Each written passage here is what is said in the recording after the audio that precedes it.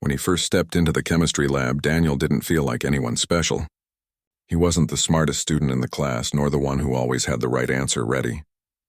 He was quiet, the kind of person who preferred to observe before speaking, but there was something different about him. He noticed details that others overlooked. It was his final year at university, and like every other senior student, Daniel had to complete a research project. Most students tried to choose easy topics, things they could finish quickly and without too much stress. Daniel, however, was drawn to problems that didn't make sense at first glance. He liked mysteries.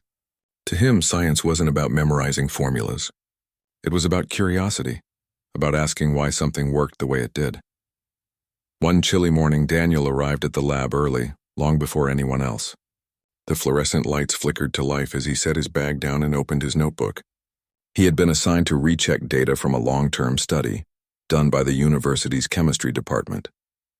The research had been going on for over a decade, and students had been using the same formulas and constants year after year.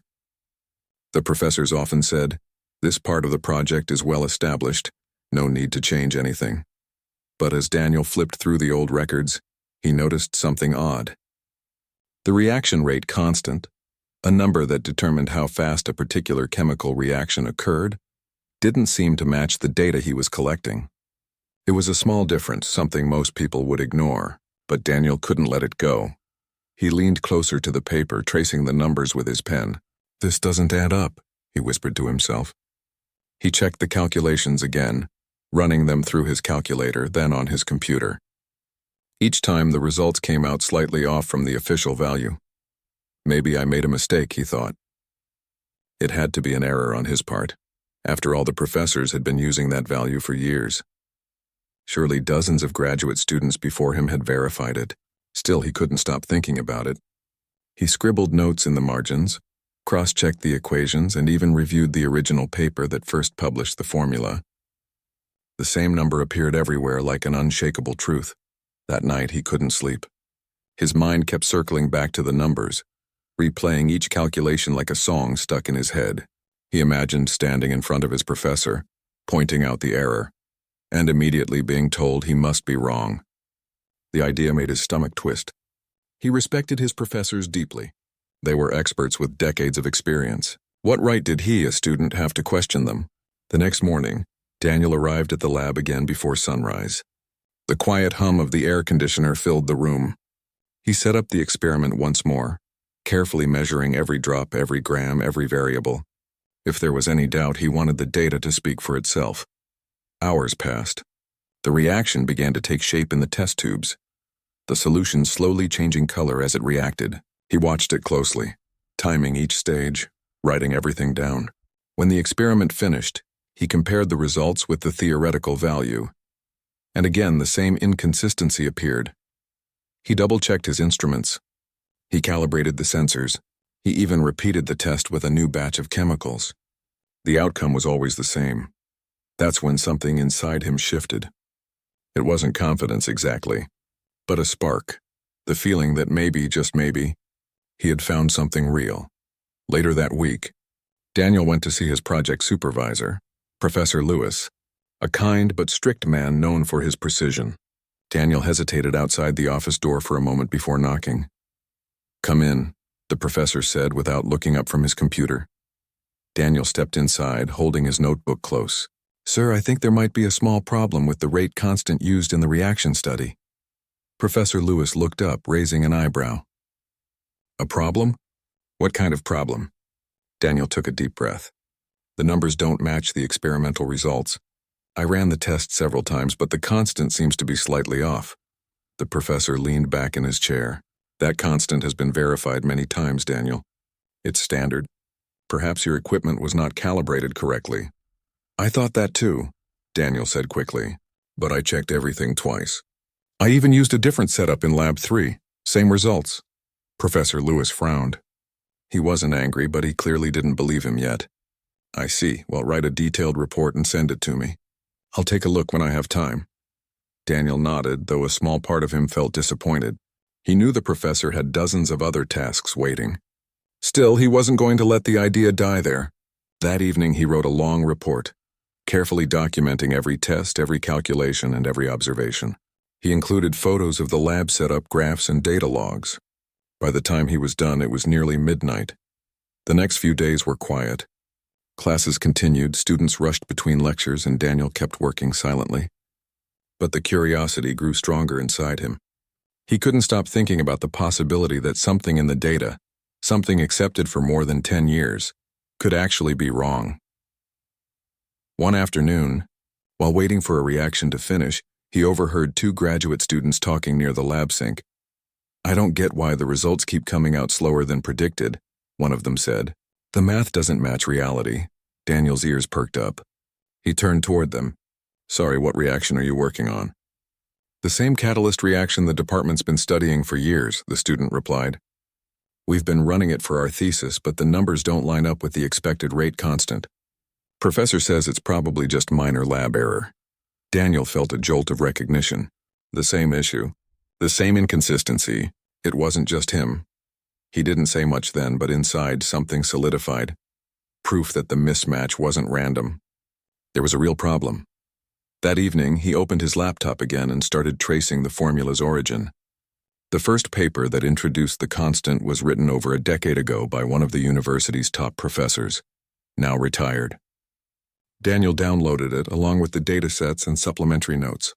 As he read through it, he found something surprising, a small assumption made early in the calculations.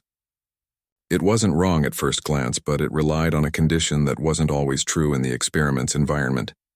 He felt a rush of excitement. It was like finding the missing piece of a puzzle that everyone else had ignored.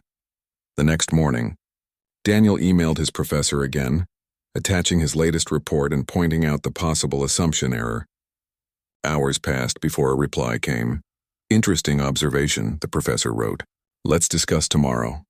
When Daniel entered the office the next day, Professor Lewis looked thoughtful. "I reviewed your notes," he said slowly. "Your logic is sound. If your interpretation is correct, it would mean the constant has been slightly miscalculated in every experiment since the beginning of the study." Daniel nodded, his hands slightly trembling. "That's what it looks like." The professor leaned back, tapping his pen against the desk. "You understand what that means, right? It would affect several published papers and maybe even external research that built upon those values." "I know," Daniel said quietly. "That's why I checked so many times before coming to you." Professor Lewis sighed but then smiled faintly. "You've done impressive work. Let's verify it one more time before saying anything. If you're right, this could be very important." For the first time, Daniel felt a mix of relief and fear. He wasn't sure which emotion was stronger. On one hand, he might have uncovered a mistake that dozens of experienced scientists had missed. On the other, it meant challenging a piece of the department's legacy. That week turned into one of the busiest of his life. The professor arranged for Daniel's experiment to be repeated, using the department's high-precision instruments. Several graduate students joined in to help, curious about the possible error. The atmosphere in the lab shifted. There was excitement, but also tension. Everyone wanted to see if the student was right. When the final results came in, the data confirmed what Daniel had suspected all along. The old constant was slightly but significantly wrong. No one said much at first. The room was quiet except for the soft hum of the machines. Then Professor Lewis finally spoke. "Well," he said, looking at the data printout, "it seems we've all been a little too trusting of old numbers." He turned to Daniel, a small smile breaking across his face. "Good work, Daniel. You've just corrected something that's been wrong for more than 10 years. Daniel felt a wave of emotion he couldn't describe. Pride, disbelief, and humility all mixed together. He wasn't trying to prove anyone wrong. He just wanted to understand. Yet somehow that simple curiosity had led to something far bigger than he ever imagined. That night, as he walked home under the dim streetlights, he thought about everything that had happened. The long hours, the quiet doubts, the endless calculations, they had all led to this moment. And even though it was only the beginning of what would come next, Daniel knew. The following weeks felt like a whirlwind for Daniel. Once his professor confirmed the mistake, word began to spread quietly through the department. At first, it was just whispers in the hallway, small conversations between professors and graduate students trying to understand what exactly had happened.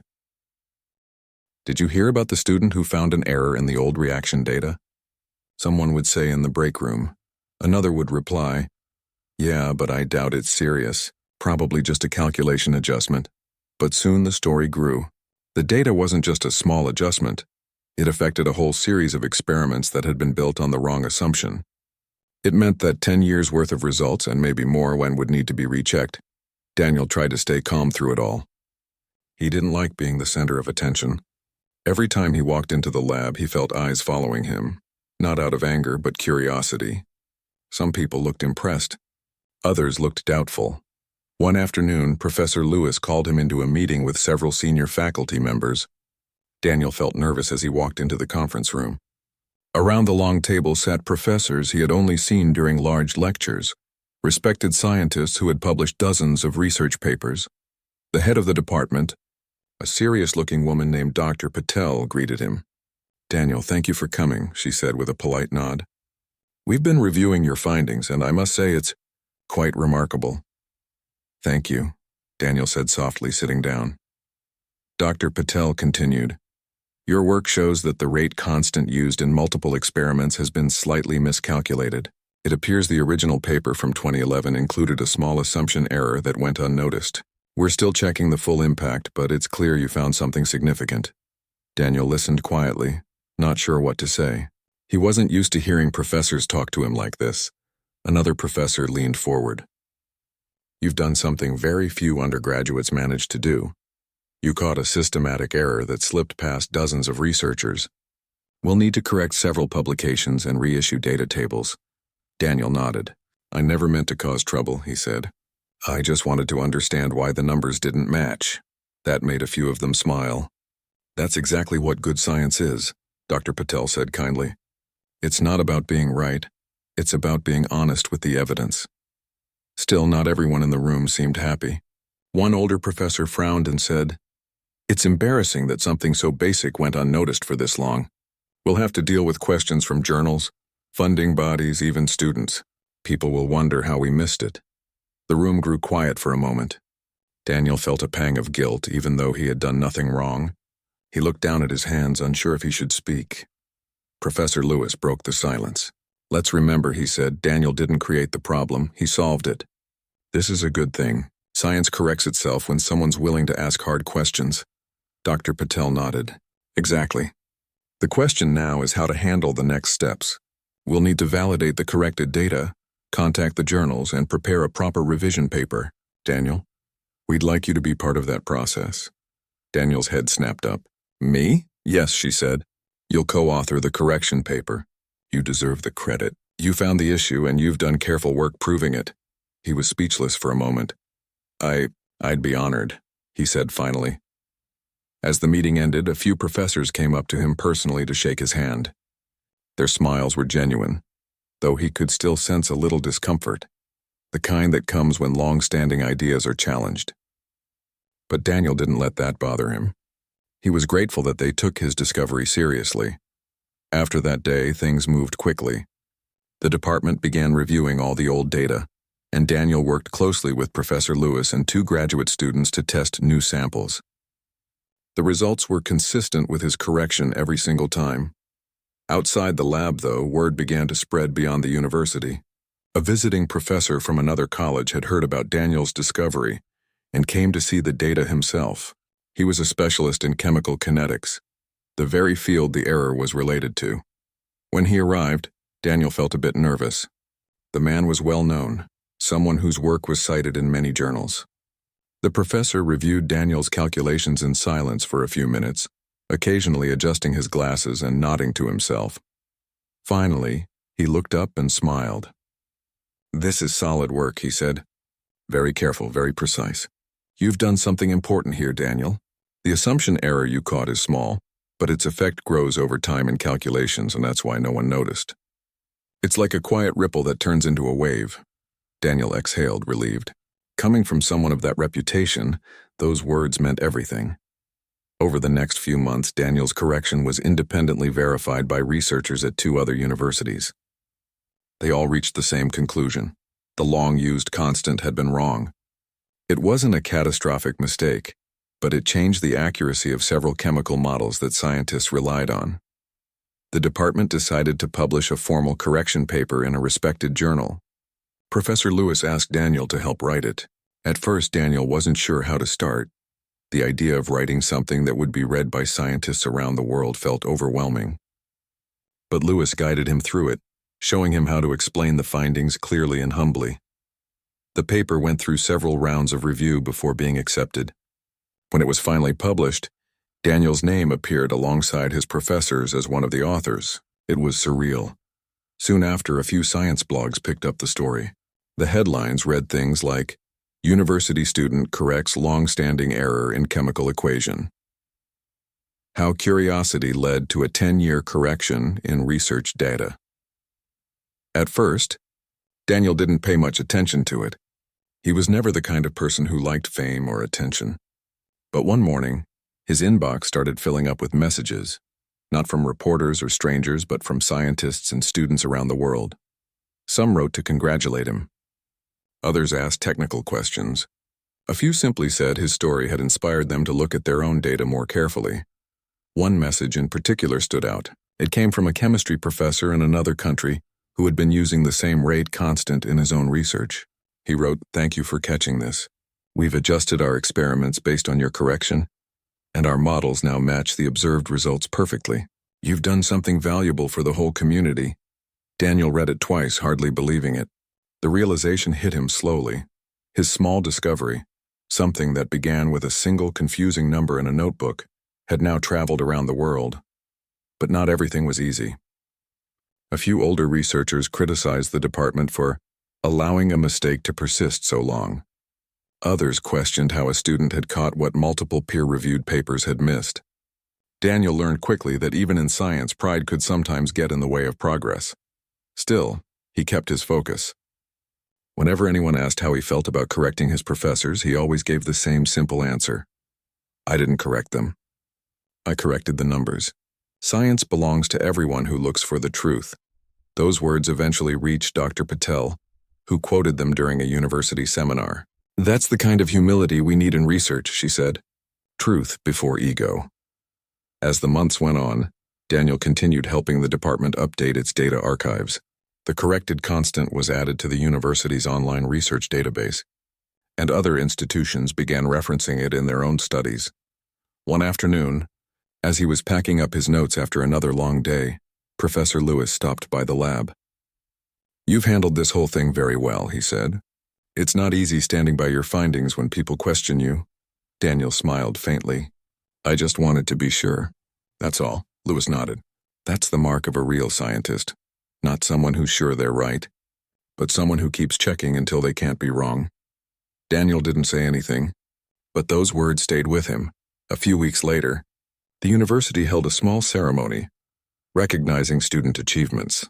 To Daniel's surprise, his name was called for the Outstanding Research Contribution Award. The audience applauded as he walked to the stage. He didn't prepare a speech. He simply said, "Thank you for believing that a student's question can still change something." The applause grew louder. That night, as he left the auditorium, he looked up at the sky. It was clear and quiet, the same kind of night he'd walked home on after discovering the error months earlier. But now everything felt different. He realized that sometimes the path to discovery doesn't start with confidence. It starts with curiosity, patience, and the courage to keep asking why. And while the world might see him as the student who fixed a science error, Daniel knew the truth was much simpler. He wasn't trying to prove anyone wrong. He was just trying to make sure the story the numbers told T was the right one. The correction paper had only been out for a few weeks when everything began to change. At first it was quiet. A few messages from researchers here and there, some congratulatory emails, and a mention in the university's internal newsletter. But soon it started to spread much further than anyone expected. A popular online science magazine wrote an article about Daniel's discovery. The headline read, "When a student's curiosity fixed a decade of wrong data." It was short, but it captured the heart of the story. Then, a few days later, another publication picked it up. Then another. Within a month, Daniel's story was being shared across multiple science forums and even reached a few mainstream media outlets. Daniel smiled, remembering his own early days. "Let's take a look together," he said. They spent the afternoon examining measurements, checking calculations, and testing the setup. By the end, the student realized she had indeed found a small but important discrepancy. She looked at him wide-eyed. "Does this mean I could actually change something?" she asked. Daniel nodded. "It's possible. That's how science works, when one careful observation can make all the difference." Moments like that reminded him why he had stayed. It wasn't about awards or recognition anymore. It was about inspiring the same curiosity and courage in others that had guided him. Outside the lab, the story of the Morales correction continued to ripple through the scientific community. Graduate students from other countries wrote to him asking for advice. Journals referenced his corrected constant in new studies, and every so often, a professor would stop him in the hallway, smile, and say, "Remember, it only took one student to change the course of 10 years' worth of data." At first, Daniel felt awkward about such statements. He didn't see himself as a hero. But over time, he realized it wasn't about him. It was about showing the world that questions matter. The ripple effect of one student's curiosity had encouraged others to think critically, to challenge assumptions, and to keep the pursuit of knowledge honest. Years later, Daniel found himself back in the lecture hall where he had once sat as a student. This time he was at the front, teaching an introductory course in chemistry. The room was filled with eager faces, some nervous, some confident, all curious. As he began the class, he told a story, not about himself, but about the importance of observation and questioning. "Sometimes what seems like a small mistake," he said, "can actually be a clue to a bigger truth. Don't ignore what doesn't make sense. Don't accept things just because they are written in a book. Science grows when someone is brave enough to ask why." He watched as students took notes, listened carefully, and occasionally exchanged glances that said, "Maybe I can do that too." Later, in a quiet moment, one student asked him, "Did you really fix a 10-year-old error when you were just starting out?" Daniel chuckled. "I didn't set out to fix anything. I just asked questions until I understood the answers. That's all any of us can do." Over time, Daniel noticed something beautiful. The department had subtly changed. Professors encouraged students to speak up. Lab discussions were more collaborative. Young researchers no longer hesitated to challenge old assumptions. And quietly, almost invisibly, the culture of curiosity and humility began to take root. Occasionally, journalists or science bloggers would contact him to write a follow-up story. He always agreed but kept the focus on the process rather than the person. He wanted the story to inspire others, not make him a celebrity. In interviews, he would say things like, "Science isn't about proving someone wrong. It's about following evidence wherever it leads. That's the real lesson." Years later, when he looked back, Daniel realized the discovery had shaped his entire approach to life. It had taught him patience, persistence, humility, and courage. He had learned that even small observations could have massive consequences if handled carefully and honestly. And most importantly, he had learned that anyone, no matter how young, inexperienced, or overlooked, could contribute to knowledge in a meaningful way. As his career progressed, Daniel began to travel to conferences, mentor international students, and collaborate on research projects that spanned continents. He watched as younger scientists, inspired by his story, questioned assumptions in their own labs. And he felt a quiet pride, not because of recognition or awards, but because the culture of curiosity was spreading. One afternoon, Daniel received an email from a former student he had mentored years ago. She had just published her first research paper, one that corrected another long-standing assumption in a completely different field. In her acknowledgement, she wrote, "I learned from Daniel Morales that questioning is not disrespect. It is the heart of science. Without his guidance, I would have never had the courage to follow the evidence." Daniel read the email and smiled. That was the legacy he wanted, not fame, not a plaque or certificate, but curiosity passed forward, the courage to ask hard questions, and the willingness to follow the truth wherever it led. At the university, his former professors often reflected on the lesson Daniel had taught them. They had been reminded that experience and authority were valuable, but they were not infallible. Fresh eyes, persistence, and open minds were equally important. In quiet ways, they began encouraging students to challenge assumptions rather than accepting them blindly. And in classrooms, labs, and lecture halls, Daniel continued to be a quiet presence, a reminder that knowledge was not a possession, but a pursuit. Years later, long after Daniel had become a respected researcher and mentor, students would still refer to the Morales correction. And every time someone mentioned it, there was an unspoken lesson that sometimes the most profound impact comes not from authority, wealth, or recognition, but from curiosity, patience, and the courage to ask, why does this happen this way? One evening, as he walked through the quiet campus, Daniel paused near the chemistry building. The sun was setting, casting a golden glow over the lab windows. He remembered the late nights, the endless calculations, the uncertainty, and the quiet hope that maybe he was on the right track. He smiled softly. He had started as a student with a simple question, a curiosity that wouldn't let him rest. And in the end, that curiosity had done more than he could have imagined. It had corrected a decade-old error, inspired countless students, and quietly reminded the world that science belongs to those who are willing to look closer, ask questions, and never settle for assumptions. And Daniel knew that the journey would never truly end. There would always be another question, another mystery, another number that didn't add up. And there would always be someone, somewhere, brave enough to follow it. Because in the end, that is what keeps knowledge alive: curiosity, courage, and the quiet determination to always seek the truth. Months had passed since Ethan's win at the regional competition. The seasons changed and Greenfield High School settled into its usual rhythm. Yet for Ethan, nothing felt ordinary anymore. He was no longer just the quiet boy at the back of the classroom. He had become someone his peers looked up to, a symbol of perseverance and quiet brilliance. Ethan's mornings started the same way: a simple breakfast, a careful packing of his notebooks, pencils, and a few reference books he liked to carry. But now, walking through the school halls, he noticed something new. Students greeted him politely, some even asked for advice, and he began to recognize faces he had never spoken to before. There was a newfound respect, not loud or forced, but real and earned. One day, as he entered the classroom for his morning math lesson, he noticed a small group of students huddled in the corner. They were whispering, glancing his way nervously. For a moment, Ethan wondered if something was wrong.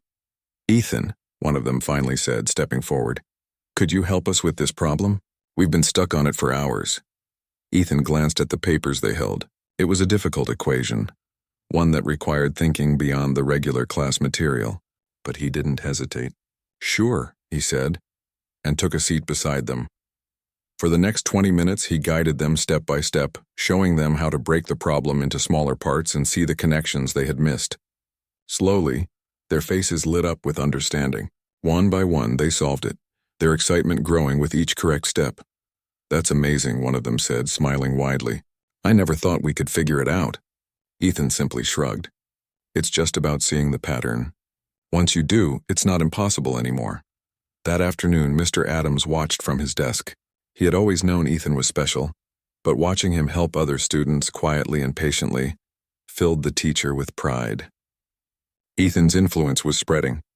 The quiet boy had become a catalyst, not by showing off, but by inspiring others to believe in themselves. The weeks continued with small but meaningful moments. Students began approaching Ethan for tutoring, and he never refused. He didn't seek recognition. The satisfaction came from seeing others succeed. Even teachers noticed the change in the classroom. There was more collaboration, more curiosity, and more willingness to attempt challenges that once seemed impossible. Then came the invitation that would take Ethan to the next level: a national mathematics competition. It was a huge opportunity, with participants from across the country. Mr. Adams handed him the letter one afternoon. "I think you're ready," he said quietly. "This is your chance to see how far you can go." Ethan stared at the paper. His mind raced. The thought of competing on a national stage was intimidating. Thousands of students, some older, more experienced. It was a big step. But as he thought back to that first impossible question in Mr. Adams's class, he realized something important. Fear didn't mean you shouldn't try. Courage wasn't about not being scared. It was about moving forward despite the fear. "I'll do it," he said after a long pause. The preparation for the national competition became a new routine. Ethan stayed after school almost every day, working with Mr. Adams on advanced problems. He faced challenges that tested his patience, focus, and creativity. There were moments of frustration when solutions seemed out of reach, but he learned to pause, think differently, and try again. During one of these sessions, Mr. Adams looked at him and said, "Ethan, the real test isn't just in the answers you write. It's in how you approach the problem, how you handle uncertainty, and how you keep going when others might give up." Ethan nodded, absorbing the lesson. Over time, he began to see challenges not as obstacles but as opportunities, puzzles waiting to be solved, each step revealing more about the world and himself. The day of the national competition arrived with a mix of excitement and tension. Ethan's parents drove him to the venue, a large auditorium buzzing with nervous students and teachers. The room was filled with calculators, notebooks, and the faint hum of anticipation. When the test began, Ethan focused like never before. The problems were more complex than anything he had faced before, but his mind was calm. He worked steadily, breaking down equations, analyzing patterns, and writing with precision. For the first time, he wasn't just solving problems for himself. He felt the weight of representing his school, his teacher's guidance, and all the support he had received along the way. Hours later, the test ended. Ethan left the auditorium tired but satisfied. He knew he had done his best, and that was what mattered most. Mr. Adams met him outside with a proud smile. "No matter what happens," he said, "you've already accomplished more than most people realize." A few weeks later, the results arrived. Ethan had placed among the top 5 students in the country. The achievement was remarkable, but what mattered even more was how he carried himself afterward. He didn't boast. He didn't seek attention. Instead, he continued to work quietly, help others, and remain humble. Back at Greenfield High, the students and teachers celebrated his achievement. But the story that inspired them most wasn't just about winning. It was about a quiet boy who solved an impossible question, who faced fear and uncertainty, and who helped others see their own potential along the way. Ethan's story spread beyond the school. Local newspapers featured him, and the district invited him to speak at educational events. Yet he remained the same thoughtful, humble boy. He never forgot the first day Mr. Adams challenged the class, the way he had felt staring at that impossible equation, and the quiet determination that had sparked his journey. One afternoon, sitting under the same tree in the courtyard, Ethan reflected on everything that had happened. He thought about the students he had helped, the competitions he had faced, and the lessons he had learned. Most of all, he realized that true success wasn't measured by awards or recognition. It was measured by growth, curiosity, perseverance, and the positive impact one had on others. Mr. Adams walked by, noticing Ethan deep in thought. He sat beside him quietly without interrupting. After a few moments, he said, "You know, Ethan, the classroom will never be the same because of you. You've shown everyone that quiet strength can move mountains." Ethan smiled softly. "I just wanted to understand, sir. I didn't mean to change anything." Mr. Adams shook his head. "That's the beauty of it. Sometimes we don't realize the effect we have on the world. Just by being yourself, you've inspired countless others to try, to learn, and to believe." From that day on, Ethan's life continued to unfold in remarkable ways. He kept studying, exploring, and solving problems, but he also focused on mentoring younger students, encouraging curiosity, and helping others find their confidence. The quiet boy who once sat at the back of the classroom had become a guide, a mentor, and a symbol of quiet brilliance. Years later, when he looked back on his journey, he didn't remember the awards or certificates as much as he remembered the moments of discovery. The first time he solved the impossible question, the late nights of thinking and rewriting, the smiles on the faces of students who finally understood a difficult concept. Those were the moments that truly defined him. And in the end, Ethan understood a simple truth. Life is full of impossible questions, moments that seem too complex or too difficult to face. But with patience, courage, and a willingness to try, even the most challenging problems can be solved. Sometimes the greatest victories come not from recognition or fame, but from the quiet understanding that you did your best, inspired others along the way, and never gave up. Ethan's story became more than a tale of a student solving a tough math problem. It became a story about belief, perseverance, and the power of quiet strength. A story that reminded everyone that brilliance often hides where no one expects it. waiting patiently for the right moment to shine. And as Ethan sat once more under the tree in the courtyard, notebook in hand, he smiled quietly. He knew that no matter where life took him, the impossible was never truly impossible. As long as he dared to take the first step, and as long as he never stopped believing in himself. Years had passed since that moment in the small university lab, when Daniel first noticed the numbers didn't add up. The world around him had changed in so many ways. New discoveries, new technologies, new generations of students, but one thing remained the same: his quiet love for asking questions. Now, older and more seasoned, Daniel had become something of a legend in academic circles. His discovery was still talked about, though never with the same excitement as when it first happened. To Daniel, that was fine. Science moved forward as it always should.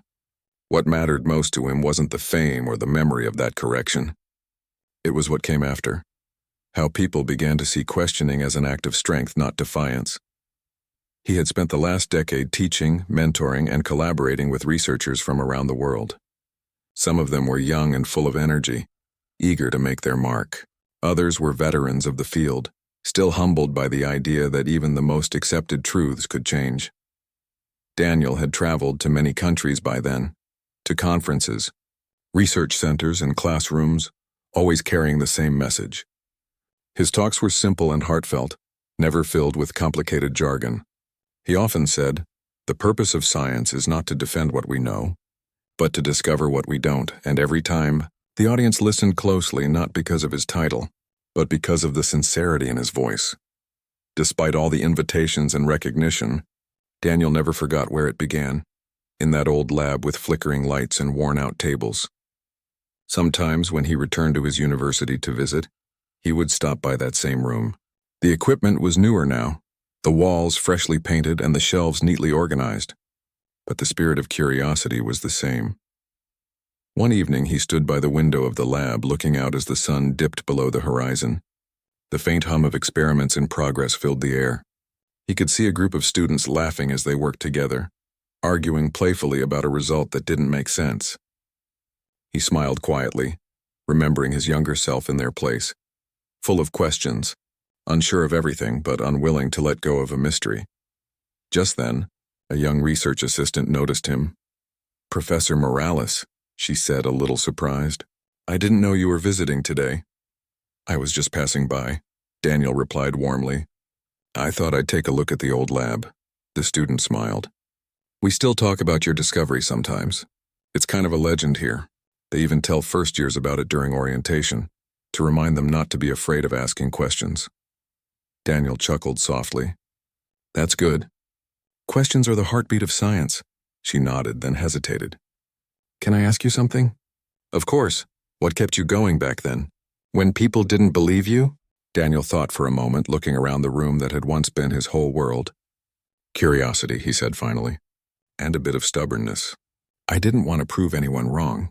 I just wanted to understand. Once you really want to understand something, you can't stop. You just keep going until it makes sense." The student smiled, quietly absorbing the words. After she left, Daniel lingered for a while longer. The lab lights reflected off the glass, and in that reflection, he saw both the young man he once was and the teacher he had become. For a moment, time felt like it had folded in on itself, the past and present blending together in a single breath. Later that week, Daniel flew to Geneva to attend an international science forum. He was scheduled to give the closing talk, not about his discovery, but about the evolution of integrity in research, how transparency, humility, and persistence were reshaping the next generation of scientists. When he took the stage, he began with a story, not his own, but one about a student from another university who had recently found a flaw in a widely accepted geological model. The audience leaned in as he described how that student had faced doubt and criticism, but held on to the truth. Then Daniel smiled and said, "When I was young, I once found something similar. Not as dramatic maybe, but it changed the way I saw everything. And it reminded me that every generation must rediscover what honesty in science means, not by repeating old lessons, but by living them." The hall was silent for a moment, then filled with applause, Not the kind that bursts out suddenly, but the kind that builds slowly, from genuine respect. Afterward, as Daniel left the auditorium, several young scientists came up to him. One of them said, "Your story was one of the reasons I chose to study chemistry." Another added, "It made me realize that even students can change the course of knowledge." Daniel thanked them humbly, as he always did, but inside he felt something deeper than pride. He felt peace, because now the story was no longer about him. It belonged to everyone who had ever dared to question, to challenge, to explore. When he returned home, Daniel settled back into his quiet life. He still loved working in the lab, though he spent more time now writing, reflecting, and mentoring. Sometimes he would receive letters from schools or universities, asking permission to share his story in their classes. He always said yes. In one of his last interviews, when a journalist asked him what he hoped people would remember about his discovery, Daniel smiled and said, "I hope they don't just remember the correction. I hope they remember the curiosity that led to it. Because the truth is, science is not built on answers, and it's built on questions. Answers are just the resting points between one question and the next." That quote would later be printed on the wall of the university's new research center, engraved in silver letters near the entrance. Many students would walk past it without thinking much, but every once in a while one of them would stop, read it carefully, and smile, feeling something stir inside, the same spark that had driven Daniel all those years ago. Time went on, and Daniel continued to live a quiet, thoughtful life surrounded by the things he loved: books, notes, plants, and the endless rhythm of discovery. And though the world often moved too fast for his liking, Daniel never lost his calm. He knew that progress wasn't always about speed. Sometimes it was about patience, the quiet waiting, the gentle persistence that allows truth to emerge in its own time. On clear nights, he would sit by his window, looking up at the stars. He'd think about how many mysteries still waited to be understood, how much of life and the universe remained a puzzle. And he'd smile because to him, that was what made everything beautiful, the endless unknown. In the end, Daniel Morales's legacy wasn't just a corrected formula or a new constant in a chemistry textbook. It was the way he changed how people saw science, not as a collection of facts, but as a living, breathing journey fueled by curiosity and humility. And perhaps that's why, even years later, students who never met him would still speak his name in class, still read about the Morales correction, still be told that once, a student just like them noticed something everyone else had missed, and changed the way science was done. Because in every generation, there would always be another Daniel, another quiet thinker, sitting alone in a lab, staring at numbers that don't make sense, and feeling that unexplainable pull to dig deeper. And when that happens, when that spark lights up again, his story continues. Not as history, but as a living reminder that truth belongs to those who are brave enough to search for it.